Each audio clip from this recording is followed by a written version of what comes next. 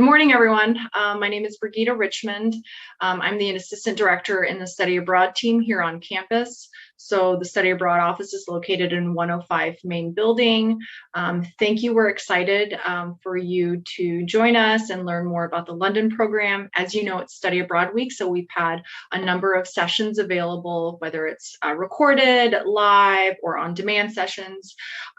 Once the week completes, we will take all those recordings and then post it on the website. So they will be available sometime next week. You'll be able to access all the recordings and all the information until November 1st, which is the deadline for the Study Abroad applications.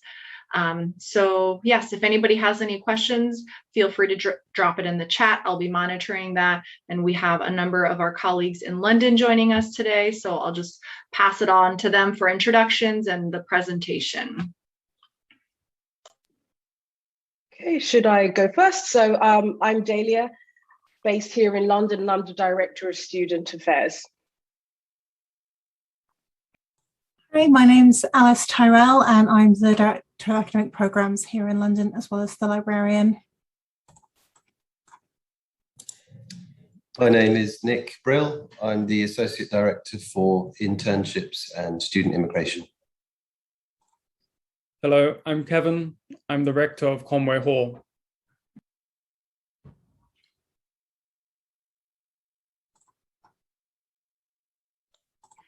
So, Leah, would you like me to share the slides, or do you have the slides, or sorry? I'm happy to share the slides. Just give me 1 minute, please.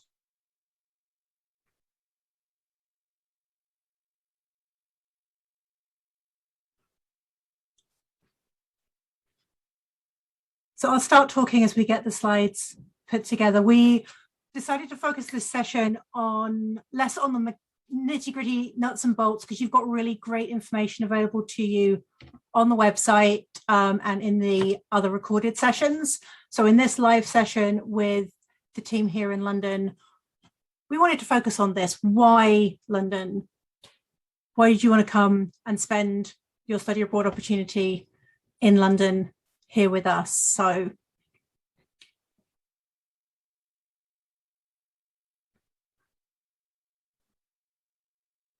I think I'm kicking us off with city living. So again, I'm London born and bred. I love London. I'm out and about all the time. So I'm really passionate about anyone who wants to come and study abroad here. So first founded by the Romans, of course, in the 1st century, it's now a huge, a huge city of 10 million people, and really the definition of a big bustling metropolis. There are more than 300 languages. And though you'll meet people like myself every day, so native Londoners, you're also just as likely to meet a student from Angola at the same time as you're going to Pret, Nero, or the pub across the street. It's home to everything from the British Museum, the Tower of London, more palaces and castles than you can shake a stick at. You get to the point where you're like, that was built in the 14th century, as were all the other ones. So that's great. There's also gorgeous parks such as Hyde Park, St. James's, that we all walk around all of the time. And it has a very vibrant theatre and music scene. So there is really something for everyone. And after over 30 years in London, so I said I was born and raised here, I haven't scratched the surface of the city at all. One moment you think you've done it, I've mastered it, I know everything, I can help all the tourists out and students that are coming along. And then before you know it, there's a new pop-up restaurant or a new festival comes to town, and my passion gets reignited, and I'm really excited to share that with visitors to the city. So though London, people very much tend to have an idea of what it is, there are very distinct areas within it with very different cultures that you can experience, such as the British Caribbean hub in the south of London, or the traditional Jewish community in the north of London, specifically in this discussion, Stamford Hill. So the London Global Gateway is based in central London, so that's what we call Zone 1. And the residential building, so if you come to London, you will stay in the residential building, which is called Conway Hall, is in Waterloo, which is just south of the River Thames. And this building houses over 240 students, and you will be accommodated in self-catering units. So with a full kitchen, study areas, and they can range from 4 to 10 students. which is what is really nice as well, that you're just a very short walk, so 15 minutes, very brisk walk across Waterloo Bridge to Fisher Hall, which is where you have your classes. And Fisher Hall is actually based just by Trafalgar Square, which is also the official centre of London for which all distances from London are measured. And on the way to class, sometimes, we get very, very spoilt where we are. You see the stunning Palace of Westminster, you pass the Strand. Of course, you've got all of these wonderful theatres. You've got Whitehall, all of this on your doorstep, and depending on which exciting route that you plan to take to class. However, London is not all about the beautiful touristy bubble of central London, as fantastic as it is, because the reality is that you won't just be a tourist, but instead a real member of the local community. Yes, so like Dahlia, I'm also a native Londoner, and it's been the home for nearly the entirety of my life, apart from when I was your age and a student. And there are many distinct communities in London, as Dahlia said. And the first and foremost is our Notre Dame immediate community, which you'll encounter when you come to live in Conway Hall and take your classes across the river in Fisher.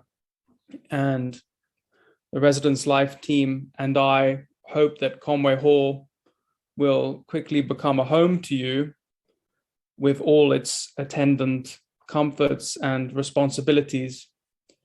We hope it's a place that you'll feel safe in, you'll feel valued and part of a strong and supportive family, somewhere where you're able to form and cultivate many different and important friendships and experiences. But we also want it to be a place for you to establish roots elsewhere in the city, extending all across London. The residence here, just looking out my window, is on a very busy roundabout in an area called Waterloo. That's within a larger neighborhood, the borough of Lambeth. Fisher Hall across the river, the campus, is within the borough of Westminster. So London comprises a multitude of boroughs, and within these boroughs, a multitude of neighborhoods and communities, each with its own distinct histories, atmospheres, and natures for you to explore and experience during your time with us. And as Dahlia said, you're not just here for a couple of weeks as tourists. You're here for a reasonable length of time where you can really invest much of yourselves in the communities around you. So both the academic team in Fisher and us in the residence offer a variety of activities and events for you to participate in. In Res Life, we offer regular activities like ranging from a reading group that I host to a pub tour that Dahlia led a couple of days ago. And we have a very extensive cultural program which is designed to encourage you to connect to your surrounding neighborhood and host city and nation. And we really want you to draw forth what you can from the people and places around you, and make those places the richer by your presence in them.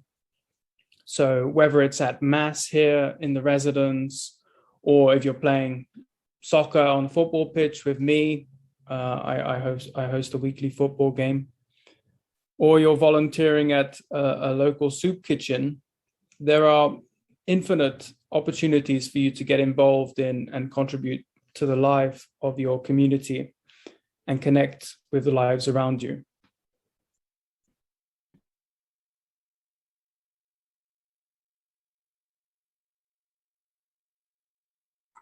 At the same time that you are immersed in living in London and exploring this beautiful, diverse city that I love, you're also able to stay on track towards your Notre Dame degree. All our courses are Notre Dame courses for Notre Dame credit. which means we can help you stay on track for graduation.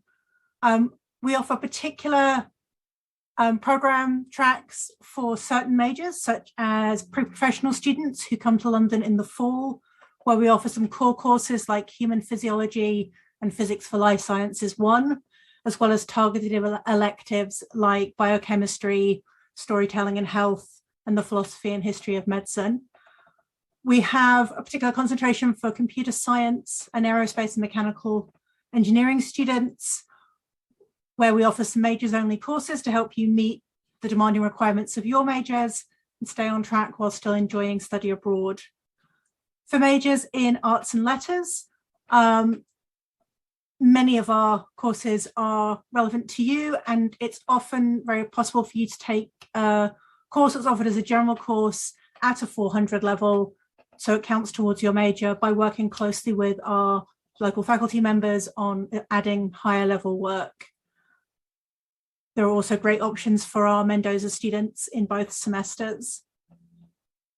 A majority of the courses offered in London fulfill one or more of the core curricular requirements, including Catholicism and the Disciplines, Literature, Fine Art, History, Social Science, Philosophy, Development Theology, and Writing Intensive. So you're able to fit the courses you take in London into your graduation, progress to graduation plans, really whatever academic background you're coming from. And then beyond helping you progress towards graduation, you can grab the next slide. The courses we offer in London are really designed to provide you with a rich array of opportunities to dig deeper, understand more, and really experience what London and the UK has to offer.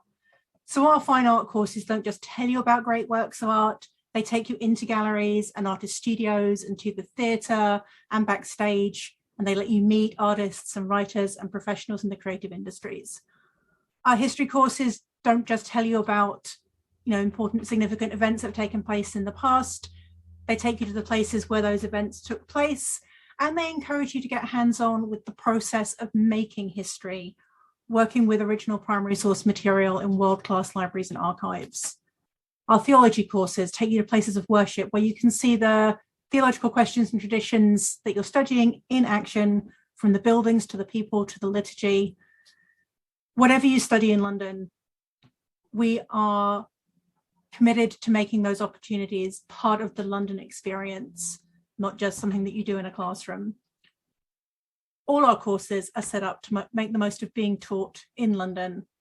But within that, we have a particular group of courses. Each of you will take one course that is designated a London seminar, which combine a location-specific subject focus with a significant element of student-directed research. So you can tailor your academic work to your own interests. And if you are interested in pursuing research throughout your undergraduate degree, London has been a very fruitful location, both for students conducting independent research and directed readings with faculty members from campus in a really wide range of departments, and also through our signature Kennedy Scholars Program for students in arts and letters. So if you are considering a senior thesis or already know that that's something that you want to do, consider applying to London, and once you're admitted to the London program, applying for the Kennedy Scholars to get a boost and a head start on that aspect of your studies.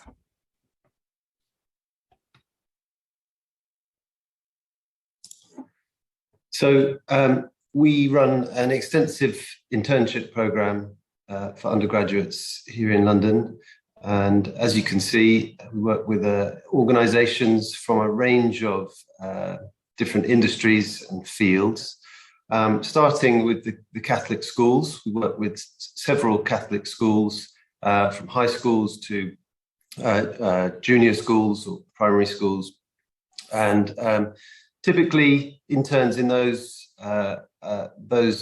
roles will experience the running of the school, have lots of student interaction, accompany students on events and excursions, participate in sporting and lunchtime activities, and assist teachers in the classroom. So lots of interaction with the pupils of those schools. We also have internships with charities or non-profits, some of those names you might recognize there. Typically, interns in these internships will help with fundraising, work on social media campaigns, event planning, marketing, even involved in the business side of running a charity, as well as interacting with people who are benefiting directly from the charity's work. We also work with some large corporations and some startups.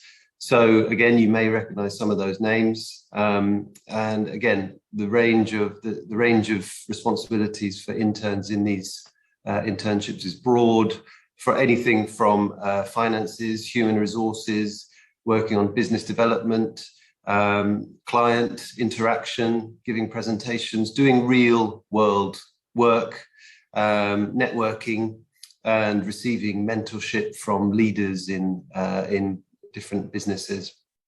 And then the final category are our parliamentary internships.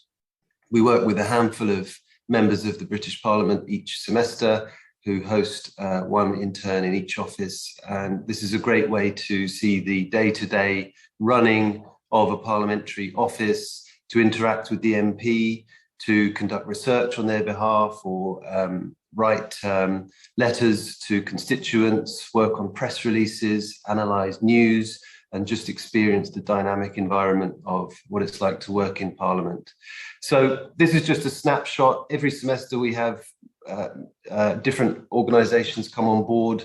Those details get finalised nearer to the time that you're coming to London. But why would you consider an internship?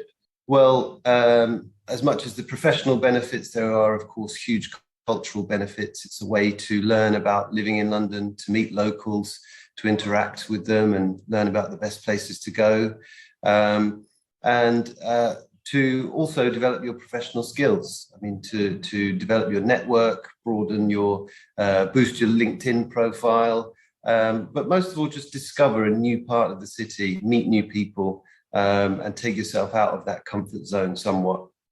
And of course, there are perks like free lunches and use of office gyms, free tea and coffee, that kind of thing. So I encourage everybody to consider doing an internship whilst they're in London. It is 3 credits out of the required 15 for the London programme, so it takes the place of a class. Those internships in schools, Parliament and charities come with their own dedicated co-curricular class, which is once a week. And interns work typically 1 full day and 1 half day during the week. So those are that working hours are built into their class schedule. So past interns always say that doing an internship never impacts their free time. In fact, they manage to do all the extracurricular things that their non-intern peers manage to do. So to apply for an internship, details will come out as you at your pre-departure meetings, so closer to the time when you're due to be in London. But typically, you can apply for 4 internships, and that's via a resume and a cover letter. And then, as in the real world, you would be interviewed and selected based on your resume. So I'm not sure if my details will be available, but I'm happy to answer any questions anyone might have about internships. In the meantime, that's all from me. Okay, perfect. Thank you, Nick. So London, like I said, is truly a feast for the eyes and the senses. I'm always finding something new. I love to walk a lot. And sometimes I find a new alleyway that I wander down and get lost because we don't have the grid system here, or a pub that casually states its year of opening at 1772. But the UK is much more than one city, albeit an amazing one. So when you're here in London in the UK, you can explore the magical quality of Edinburgh. One of the loveliest views is as you approach on the train and you see Edinburgh Castle and the Highlands, the quaint Cotswolds, or you can even go white water rafting in Wales. Although I'm not going to join you, I'll just cheer you on from the sidelines.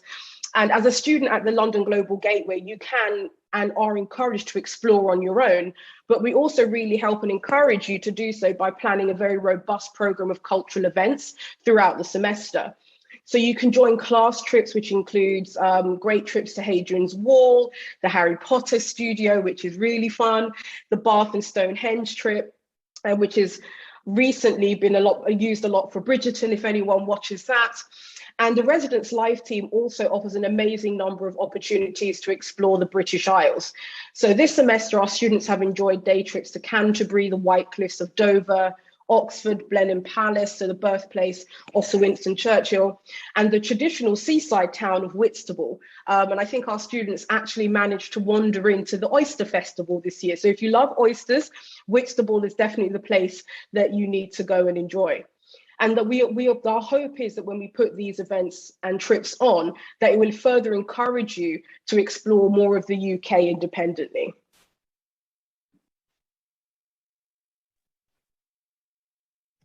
Yes, and speaking of trips, this is fresh in my mind because it's been very recently booked, but I'm able to give you advanced notification that in the spring, there will be a trip, a 3-day trip to the Lake District, which is one of the areas of the greatest natural beauty here in Great Britain. So I'm really excited about that. We had to cancel it during the coronavirus, but yeah, it's brilliant that we'll be able to take students up there in the spring, and you'll be the first to go on this magnificent trip. So that's something to look forward to. Now, in saying that, we keep saying it, but you're not just tourists here in London. And we know from observation or just from our own lives that wherever we find ourselves, despite the endless opportunities available to us, we tend to fall into patterns of behavior and are often confined in little triangles formed by where we sleep, work, and consume in whatever way. Now, when you study abroad, it's very easy to merely replicate what your predecessors did during the previous semester, or to go along with what everyone else wants to do and says you're supposed to do. But ultimately, what you'll get out of your time here in London depends on what it is that you're seeking and what you put into of yourselves in the pursuit. London is a complex and varied city, which enables you to test and taste all sorts of aspects of life. Sometimes literally, there's scarcely a cuisine or an activity that you can't try here in London. And as Dahlia said, you wouldn't be able to exhaust the novelty that you would find in London if you were here for decades. I haven't done so. And I'm exploring it almost daily. So it's an exciting place, but you should devote some time and energy to thinking about why it is you personally who wishes to come to London and how it might aid you in your personal, spiritual, intellectual, relational, or any other kind of development. In this meeting already, you've been given some indications of how you might further your particular goals in life, whether it's through the internships or becoming a Kennedy Scholar.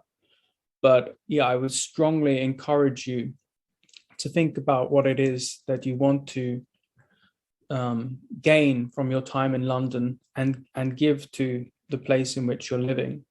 And do allow the environment here to infuse and inform your personal experience while you're studying abroad in London.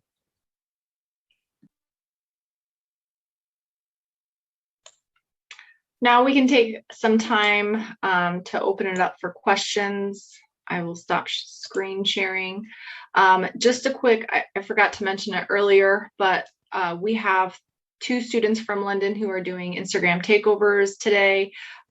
If you're not following us on Instagram, our handle is ND International. Mary and Karen will be doing takeovers, so you'll get just a real life or just a first-hand experience of what London is like. So definitely start following us and follow the takeovers today. We'll open it up for questions. Does anybody have any questions about, anything? Or unmute yourself and you can ask, or just drop it in the chat.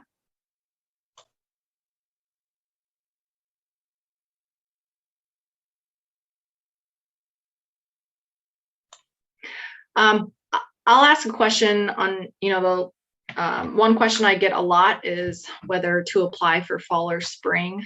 I think there are reasons to apply for both.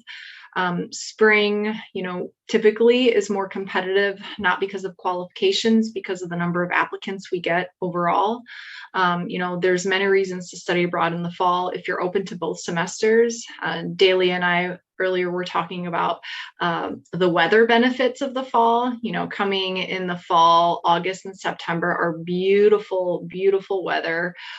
You also get to experience the holidays abroad, Halloween, obviously not Thanksgiving, but Christmas markets and the decorations around London during the holiday season.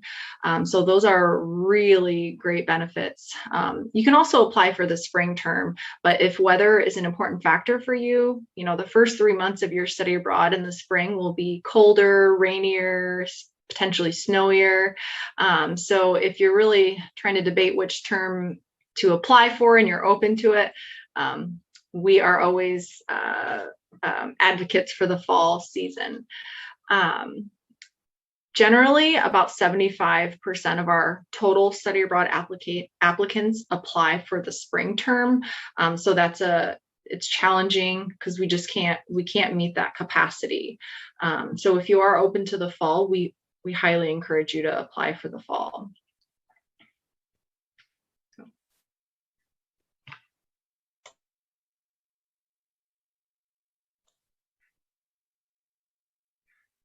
Feel free to ask any questions you have.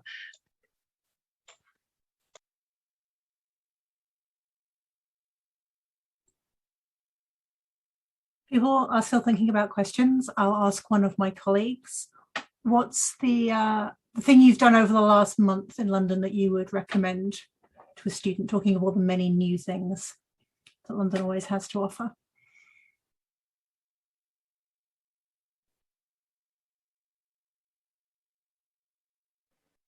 Sadly, there are many things on my list that I've been rather busy the last month or so, sadly, because I've been obviously welcoming our full cohort here. But actually, one of the nicest things I've done was to take our students to the tavern tour.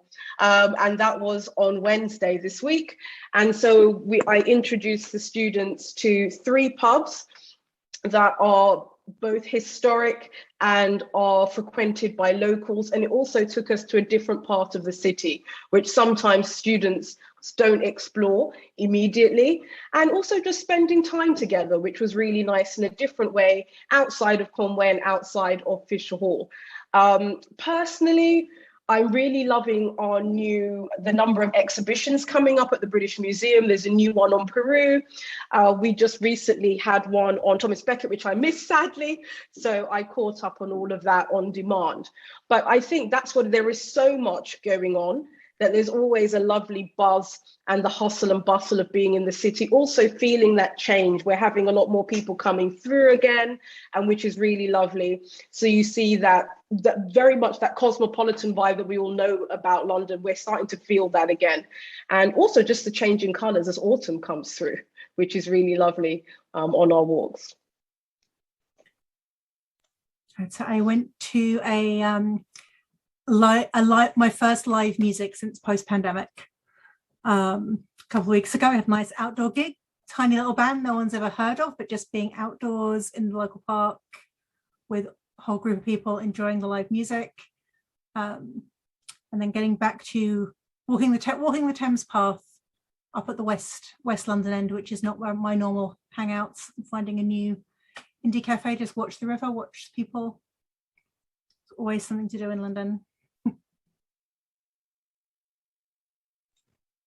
Okay, I'll just talk about like a little bit about the finances and funding opportunities. A lot of students ask, how do I pay for study abroad?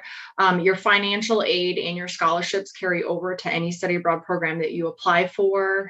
We work closely with financial aid. So typically, depending on the program location, financial aid is increased for, visa, passport, flights, and things like that. We do have some funding opportunities through Notre Dame International. I encourage you to explore the website under finances funding for study abroad.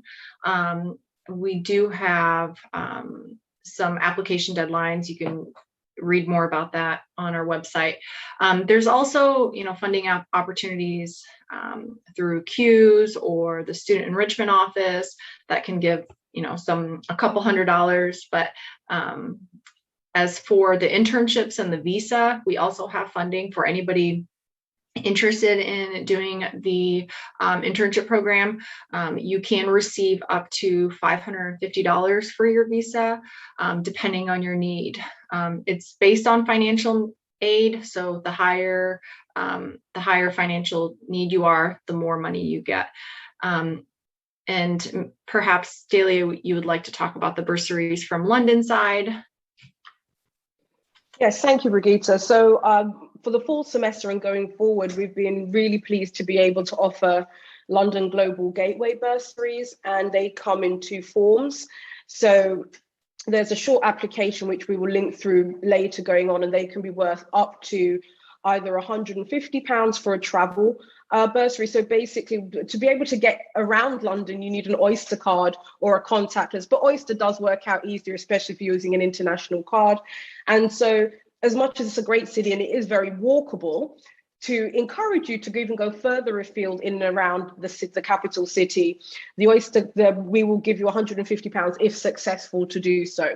And we also have the London Culture Bursary. Like with all of the trips that we mentioned, you would be able to use that as a credit towards those trips. So for example, two of the largest ones that we do are Canterbury, White Cliffs of Dover and Leeds Castle. We also do Oxford, Blenheim and the Cotswolds. We go to Whitstable, as I mentioned, and these do change every semester. You would be able to use this towards that, because we do very much recognize great city, but also not the cheapest city at the same. I mean, there is very much scope, and there are lots of free things. There's lots of festivals, walks, museums and galleries. So much is free, but as well, there is a lot that does require payment, and so we have those two bursaries available to try and assist those. Again, it's a very short application form, and if successful, all that we ask from you is just a short statement to let us know, how you found it beneficial for your study abroad experience. And I should add to that you can pick your classes to really maximize the amount of cultural and leisure opportunities that the university is going to pay for, because it's part of your course. So students taking, say, our London Theatre class are going to go and see between 6 and 10 of London's great theatrical performances over the course of the semester, completely paid for by the university. Our London seminars often include trips and activities outside London that are, again, completely funded by the university and free of cost to you. So there are a lot of opportunities for you to explore London without having to pay out of pocket through your academics, as well as the cultural support of the rectors. And another thing I'm going to give a resource to, I'll share my screen, but we also have the Study Abroad Storytellers program, where they consist of 19 students who are currently studying abroad in a variety of locations. We have 3 students from London. Feel free to reach out to them, get their perspective on their location, why they chose study abroad. It's definitely a good resource for you. And ask those questions of what is it like in your program location? How much does it cost? Were there any hesitations and things like that? So I highly encourage you to reach out to them.